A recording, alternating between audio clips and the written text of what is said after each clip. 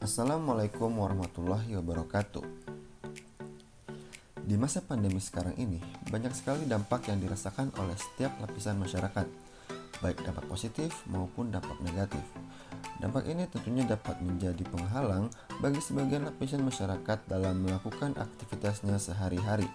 Sebagai mahasiswa, tentunya kita harus menjadi agen perubahan serta menjaga nilai-nilai pendidikan agar tetap tersampaikan secara utuh bagi seluruh siswa-siswi dari segala jenjang. Dengan adanya begitu banyak perubahan akibat dampak pandemi COVID dalam proses penyelenggaraan pendidikan, tentunya juga timbul masalah-masalah baru yang sebelumnya tidak terkendali, seperti terkendala sinyal, kuota, perangkat, maupun niat atau suasana hati dalam menjalani pembelajaran jarak jauh ataupun biasa disebut PJJ. Kendala-kendala tersebut terkadang membuat kita menjadi malas untuk mengikuti pembelajaran daring ini secara serius dan memilih untuk rebahan sambil scrolling media sosial. Tentunya itu bukanlah tindakan yang bijak ketika memang seharusnya kita belajar dengan serius. Namun suasana hati kita sudah malas, mau apa lagi? Nah, berikut ini adalah tips yang mungkin dapat menjadi solusi bagi kita dalam menjaga suasana hati agar selalu dalam kondisi yang baik dalam mengikuti pembelajaran jarak jauh. Yang pertama, naikkan mood sesuai kepribadianmu. Jika kita mulai merasakan ada sesuatu yang salah pada diri kita, seperti mudah tersinggung, mudah marah, frustasi, dan mudah kesal, maka mungkin kita sudah dalam kondisi mood yang kurang baik dan harus segera mungkin kita naikkan kembali agar tidak mengganggu aktivitas kita sehari-hari, termasuk pembelajaran daring. Berbeda kepribadian tentu berbeda pula cara yang digunakan untuk menaikkan mood. Kamu yang berkepribadian introvert, cobalah untuk menghabiskan waktu sendirian dan mundur sejenak dari keramaian dengan melakukan hal-hal yang kamu sukai seperti membaca buku, bermain game, mendengarkan lagu, dan hal lain yang membuat seorang introvert merasa nyaman dengan kegiatannya sebagai introvert. Sementara untuk kamu yang cenderung extrovert, cobalah untuk bercengkerama dengan teman-teman, berkumpul bersama keluarga agar semangatmu bisa kembali bangkit. Yang kedua, tebus kesalahan penyebab bad mood. Kita merasa bad mood karena melakukan kesalahan, maka sesegeralah untuk menebus kesalahan tersebut.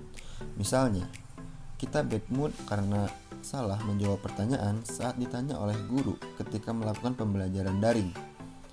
Maka, hal yang dapat kita lakukan untuk menebus kesalahan itu adalah dengan memberikan inisiatif kita dalam menjawab pertanyaan guru ketika guru membuka sesi pertanyaan tanpa terlebih dahulu menunjuk siswanya untuk menjawab.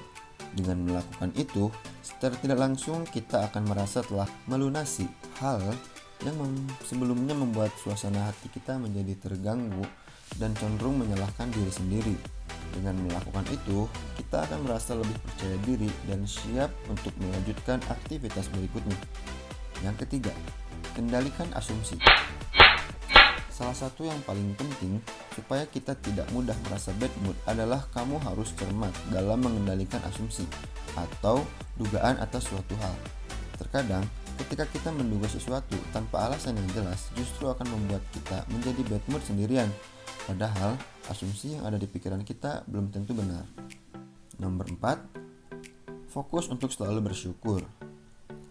Ada pepatah yang menyebutkan bahwa jangan bahagia dulu baru bersyukur, tapi bersyukurlah maka kamu akan. Yap, pepatah itu benar. Kita nggak perlu fokus pada hal-hal yang belum kita punya ataupun belum kita capai. Tapi, cobalah untuk fokus mensyukuri apa yang sudah kita punya atau telah kita capai.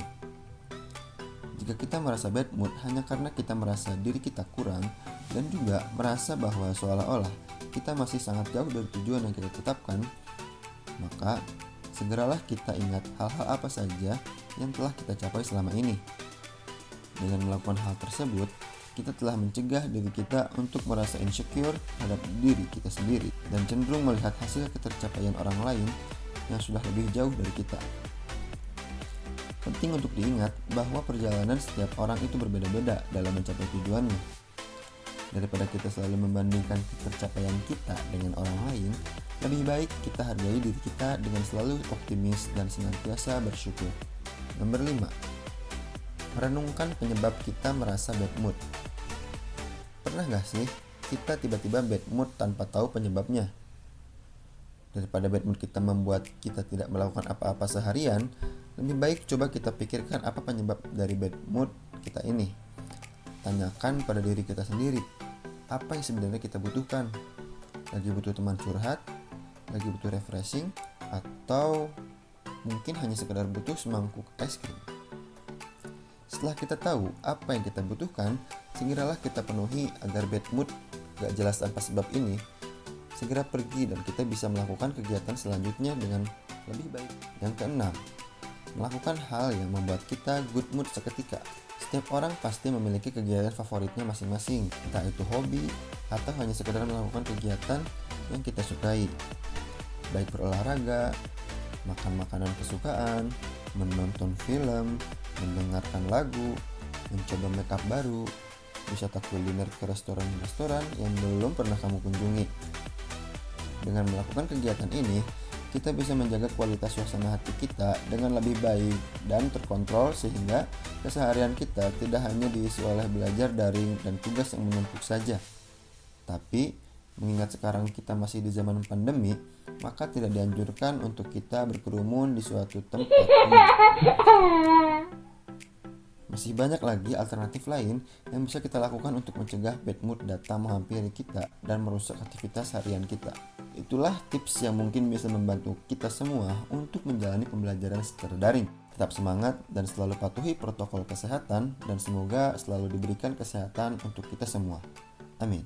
Oke, cukup sekian pemaparan dari saya. Sampai berjumpa lagi di pertemuan kita selanjutnya. Stay healthy. Wassalamualaikum warahmatullahi wabarakatuh. Hahaha.